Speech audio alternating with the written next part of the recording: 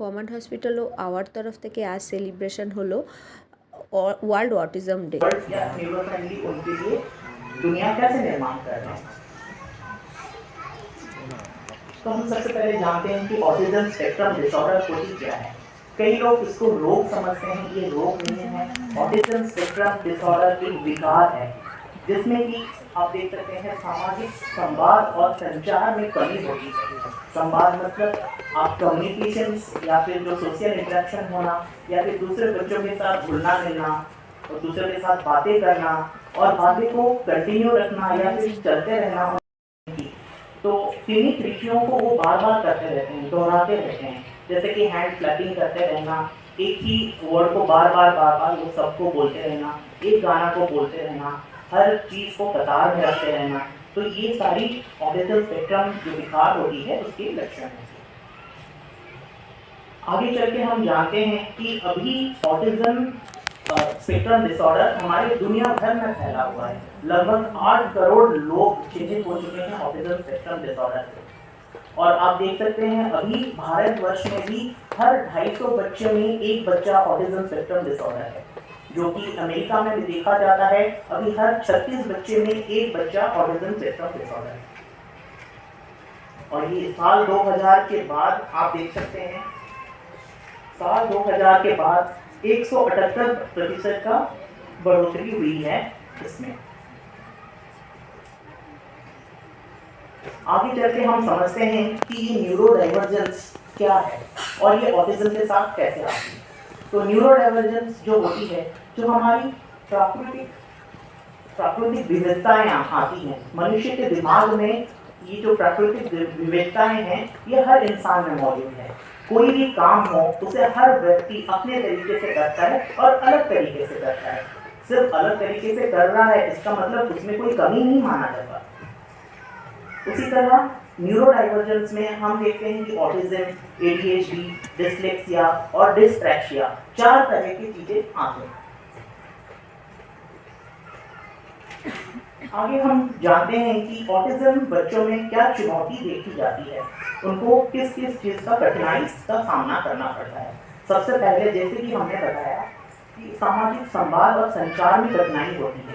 कोई भी दूसरे बच्चों के साथ या व्यक्ति विशेष के साथ वो बातें करने में और भाषा और बोलने चालने सीखने में उनको दिक्कत होती है। हम एक टर्म का यूज करते हैं hyper activity autism spectrum disorder में। उस हाइपर एक्टिविटी को हम अपने हिसाब से बोलते हैं सेंसरी सेंसिटिविटी या संवेदनशीलताएं। तो ये संवेदनशीलताएं ये कहाँ से आती है? कई बच्चों को लाइट से या फिर ध्वनि से या फिर जो वातावरण है आसपास से उससे उनको दिक्कत होती है। उस तरह का चीज़ वो संवेदनशीलता कभी बढ़ी हुई रहती है या कभी कम दिखी जाती है। उसके अलावा जो हमारी शैक्षणिक बाधाएं हैं, जब वो स्कूल में जाते हैं तो स्कूल की हमारी जो शैक्षिक प्रणाली है या जो शैली है वो काफ़ी सालों से चली आ रही है। ऑटिज्म के लिए ये सहायक नहीं हो पा रहा है।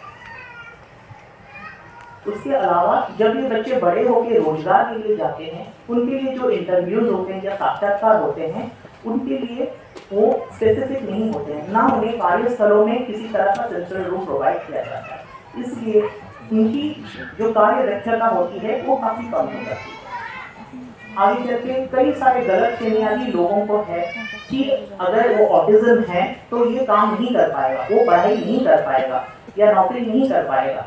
ये सब गलत फहमियां हैं। एक ऑटिज्म बच्चा पढ़ाई लिखाई भी कर सकता है और आगे नौकरी भी कर सकता है, बस उसको हम अवसर दें। हम इन बाधाओं को कैसे तोड़ेंगे? पहले तो हमें स्वीकार करना पड़ेगा कि न्यूरो डाइवर्सिटी कुछ है और उसको अपनाना पड़ेगा। मतलब जो प्राकृतिक विविधताएं हैं, अगर एक आदमी या फिर बच्चा वो अपने हिसाब से कोई काम कर रहा है उसको अपनाना है। हमें उसे जो समाज के तरीके हैं वो भी सिखाने हैं, लेकिन उसके तरीकों को भी अपनाना है, स्वीकार करना है। उसके अलावा हमें जागरूकता फैलाना है ताकि लोग समझे कि ऑटिज्म क्या होती है और न्यूरो डाइवर्सिटी क्या होती है। उसके अलावा हम अनुरूप समर्थन दे सकते हैं। ये अनुरूप समर्थन हर क्षेत्र में हो सकता है, स्कूलों में हो सकता है, या चिकित्सा के द्वारा हो सकता है, या आगे चलकर नौकरी स्तरों में भी हो सकता है। उसके अलावा सामुदायिक भागीदारी के ऊपर हम उनको अवसर दें और समावेशी दुनिया उनके लिए बनाएं। तो सबसे पहले शिक्षा आती है। हमारी भारत सरकार ने 2020 में न्यू एजुकेशन पॉलिसी लाए हैं। उसके हिसाब से उन्होंने ऑटिज्म बच्चों के लिए कुछ इंडिविजुअलाइज्ड लर्निंग प्रोग्राम्स लाए हैं। आगे हम स्लाइड्स में देखेंगे वो कैसे मदद करती हैं बच्चों को। उसके अलावा सार्वजनिक स्थान पर भी सेंसरी रूम्स बनाए जाते हैं ताकि ऑटिज्म के जो लोग हैं वो कुछ समय वहाँ बिता सके और अपने आप को सेल्फ रेगुलेट कर सके या फिर रिलैक्स हो सके। उसके अलावा कार्यस्थल में भी जैसे बड़ी बड़ी अभी मल्टीनेशनल कंपनीज होगी, माइक्रोसॉफ्ट, SAP वगैरह, ऑटिज्म एट वर्क का एक प्रोग्राम भी बनाती हैं जिसके सेल्फ उनको हर 2 घंटे में कुछ समय के लिए सेंसरी रूम्स में ले जाया जाता है और उन्हें सेल्फ कंट्रोल का रेगुलेशन उनको सेल्फ रेगुलेट कर पाते हैं या सेल्फ कंट्रोल कर पाते हैं ताकि उनकी कार्य दक्षता बनी रहे। प्रतिनिधित्व तो हम अलग तरीके से कर सकते हैं, जैसे कुछ हमारे फीचर फिल्म्स बनते हैं, कुछ एपिसोड्स बनते हैं, या कुछ साहित्यकार भी लिखते हैं। जैसे कि आपने तारे जमीन पर देखा होगा डिस्लेक्सिया के ऊपर, या फिर द गुड डॉक्टर की सीरीज देखी होगी जो ऑटिज्म के ऊपर है।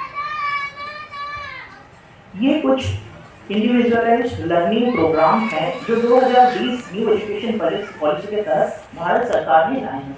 तो इसमें आप देख सकते हैं जो ऑटिज्म बच्चा है उसको लिखने या उसी समय अटेंशन देने की कोई ज़रूरत नहीं है।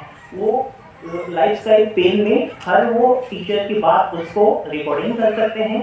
बाद में जब उसका अटेंशन और फोकस हो उसको लिख भी सकते हैं, डिक्टेट भी कर सकते हैं और बाद में पढ़ भी सकते हैं। ये सारे असिस्टिव टेक्नोलॉजी कहा जाता है और ये अभी इंटरैक्टिव लर्निंग सेशंस में आ रहे हैं। ये कुछ मैथ्स के असिस्टिव टेक्नोलॉजी हैं। हमारा केम्पेगौड़ा इंटरनेशनल एयरपोर्ट जो कि बेंगलोर का है, वो देश का सर्वप्रथम एयरपोर्ट है जिन्होंने अपने एयरपोर्ट में ही सेंसरी रूम्स बनाए हैं अपने पैसेंजर्स के लिए। और ये है कार्यस्थल में, जैसे माइक्रोसॉफ्ट हो गया या SAP हैं, उन्होंने कार्यस्थल में इंटरव्यू के दौरान आप देख सकते हैं जिम बॉल रखा है जिसको हम विगल सीट्स भी बोलते हैं, क्योंकि उससे उनका अटेंशन और फोकस बढ़ता है। अगर मूवमेंट मिलती है बच्चों को तो अटेंशन फोकस चलता है। तो इस प्रोग्राम का नाम ऑटिज्म एट वर्क रखा गया है जो कि काफ़ी लाभदायक है। आगे चलते हैं। ये सेंसरी रूम है जो कि उनके एम्प्लॉइज के लिए बनाया गया है जो ऑटिज्म से हैं। अब ऑटिज्म के जो लोग हैं उनको आधा घंटा यहाँ समय दिया जाता है ताकि वो अपने आप को सेल्फ रेगुलेट कर पाए।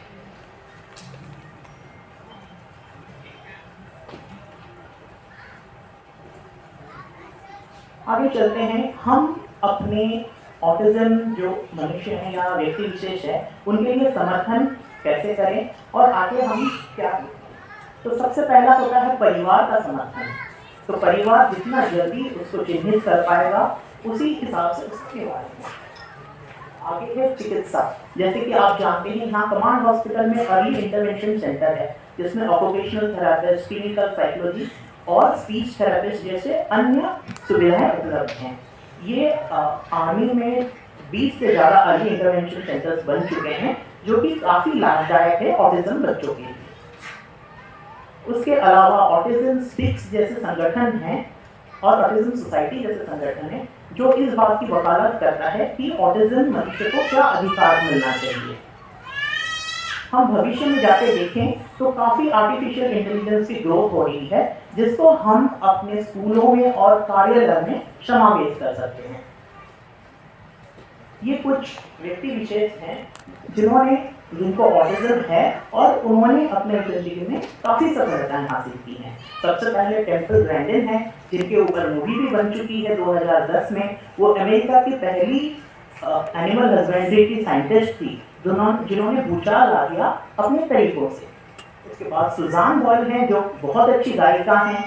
उसके बाद डैन एक्रॉयड है जो हॉलीवुड के एक एक्टर हैं और कॉमेडियन हैं।